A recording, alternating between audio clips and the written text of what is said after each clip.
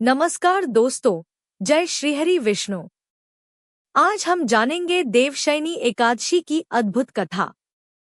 यह कथा बताती है कि भगवान विष्णु 4 महीने के लिए योग निद्रा में क्यों जाते हैं और इस व्रत का प्रारंभ कैसे हुआ। तो आइए श्रद्धा के साथ कथा आरंभ करते हैं। देवशयनी एकादशी को आषाढ़ शुक्ल पक्ष की एकादशी के दिन मनाया जाता है। इसे हरिशनी एकादशी, पद्मा एकादशी और आषाढ़ी एकादशी भी कहा जाता है। मान्यता है कि इसी दिन भगवान श्रीहरि विष्णु क्षीरसागर में शेषनाग की शैया पर योग निद्रा में चले जाते हैं। यहीं से चातुर्मास का आरंभ होता है, जो 4 महीनों तक चलता है। इन 4 महीनों में विवाह, गृह प्रवेश और अन्य मांगलिक कार्य सामान्यतः नहीं किए जाते। भगवान विष्णु कार्तिक शुक्ल एकादशी, देवउठनी एकादशी के दिन योग निद्रा से जागते हैं। देवशयनी एकादशी का व्रत करने से पापों का नाश होता है और भगवान विष्णु की विशेष कृपा प्राप्त होती है। देवशयनी एकादशी का प्रारंभ कैसे हुआ? प्राचीन काल में देवताओं और ऋषियों ने भगवान विष्णु से प्रार्थना की कि वर्षा ऋतु में जीव जंतुओं, वनस्पतियों और प्रकृति को विश्राम तथा संरक्षण मिले।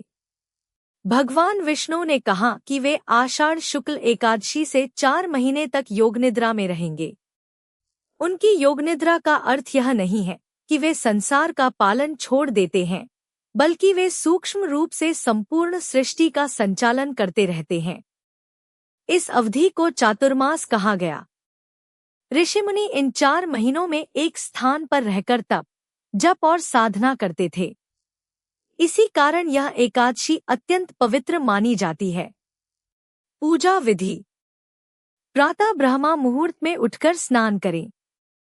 स्वच्छ और पीले या सफेद वस्त्र धारण करें। घर के मंदिर की अच्छी तरह सफाई करें। एक चौकी पर पीला वस्त्र बिछाएं। उस पर भगवान विष्णु और माता लक्ष्मी की प्रतिमा या चित्र स्थापित करें। भगवान को पीले पुष्प, तुलसी दल, चंदन और अक्षत अर्पित करें। धूप और घी का दीपक जलाएं। फल, पंचामृत और मिष्ठान का भोग लगाएं। ओम नमो भगवते वासुदेवाय मंत्र का जप करें। विष्णु सहस्रनाम या गीता का पाठ करें। दिन भर यथाशक्ति उपवास रखें। संध्या समय भगवान की आरती करें।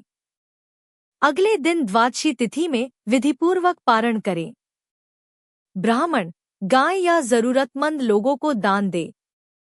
तुलसी का पौधा हो तो उसकी भी पूजा करें। पूरे दिन मन, वचन और कर्म से पवित्र रहने का प्रयास करें। देवशयनी एकादशी व्रत कथा। सतयुग में सूर्यवंश में मांधाता नाम के एक महान धर्मात्मा राजा राज्य करते थे। उनके राज्य में प्रजा सुखी और संपन्न थी। सब लोग धर्म का पालन करते थे। कुछ समय बाद राज्य में भयंकर अकाल पड़ गया। लगातार 3 वर्षों तक वर्षा नहीं हुई। नदियां सूख गई। तालाब खाली हो गए। फसलें नष्ट हो गई। पशु पक्षी भी भूखे प्यासे रहने लगे। प्रजा अत्यंत दुखी हो गई। लोग राजा के पास सहायता के लिए पहुंचे। राजा ने प्रजा का दुख देखकर चिंता की। उन्होंने सोचा कि अवश्य कोई कारण है। राजा अपने मंत्रियों और ऋषियों के साथ वन की ओर निकल पड़े। कई आश्रमों में जाकर उन्होंने संतों से मार्गदर्शन मांगा। अंत में वे महर्षि अंगिरा के आश्रम पहुंचे। राजा ने उन्हें प्रणाम किया। महर्षि ने राजा का सम्मानपूर्वक स्वागत किया। राजा ने अकाल का कारण पूछा। महर्षि ने कहा कि वर्तमान युग में धर्म की रक्षा आवश्यक है। उन्होंने राजा से कहा कि यदि राज्य और प्रजा मिलकर देवशयनी एकादशी का व्रत करें तो भगवान विष्णु प्रसन्न होंगे। राजा ने श्रद्धापूर्वक यह बात स्वीकार कर ली। वे अपने राज्य लौट आए। उन्होंने सभी लोगों को एकादशी व्रत का महत्व बताया। पूरा राज्य भगवान विष्णु की भक्ति में लग गया। सभी ने उपवास रखा, पूजा अर्चना की। तुलसी दल अर्पित किया, दान पुण्य किया, रात्रि में भजन कीर्तन हुआ। सभी ने भगवान विष्णु का स्मरण किया। भगवान श्रीहरि भक्तों की भक्ति से प्रसन्न हुए। उन्होंने राज्य पर कृपा की। कुछ ही समय बाद घने बादल छा गए। मूसलाधार वर्षा होने लगी। नदियां और तालाब भर गए। धरती फिर से हरी भरी हो गई। फसलें लहलहाने लगी। प्रजा का दुख दूर हो गया। राजा मांधाता ने भगवान विष्णु का धन्यवाद किया। राज्य में सुख, शांति और समृद्धि लौट आई। तभी से देवशयनी एकादशी का व्रत विशेष फलदायी माना जाने लगा। कहा जाता है कि जो व्यक्ति श्रद्धा और नियम पूर्वक यह व्रत करता है, उसके जीवन के कष्ट धीरे धीरे दूर होने लगते हैं।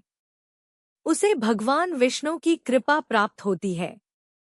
घर में सुख समृद्धि आती है। मन को शांति मिलती है।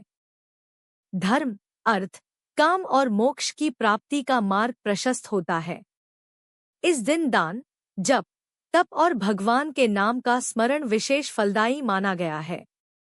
चातुर्मास के 4 महीने साधना, संयम और सेवा के लिए श्रेष्ठ माने जाते हैं। जो भक्त इन दिनों सात्विक जीवन अपनाता है, उसे विशेष पुण्य प्राप्त होता है। देवउठनी एकादशी के दिन भगवान विष्णु योगनिद्रा से जागते हैं और मांगलिक कार्य पुनः प्रारंभ किए जाते हैं। इस प्रकार देवशयनी एकादशी केवल एक व्रत ही नहीं, बल्कि संयम, भक्ति, सेवा और आध्यात्मिक साधना का शुभ आरंभ भी मानी जाती है। देवशयनी एकादशी का संदेश: भगवान विष्णु की भक्ति, सत्य, दया, दान, संयम और सदाचार का पालन करने वाला व्यक्ति जीवन में सुख, शांति और आध्यात्मिक उन्नति प्राप्त करता है।